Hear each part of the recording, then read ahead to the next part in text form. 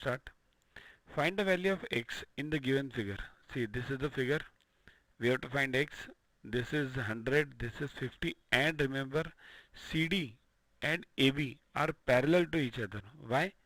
Remember, in any exam, if you get such arrows over here, it means these lines are parallel. So what we do is we extend this line EC up to F on line B. So what happens now? This becomes a triangle EAF, and this line is extended and these two lines are parallel, CD and AB. So this 100 and this 100 become corresponding angles, right? And corresponding angles are equal. So what happens? This angle becomes 100.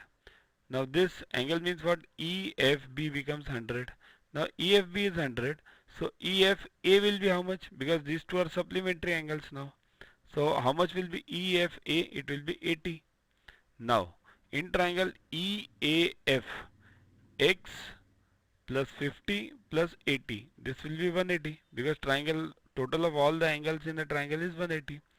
So x becomes how much? This becomes 130, and this 180 minus 130, 50. So x is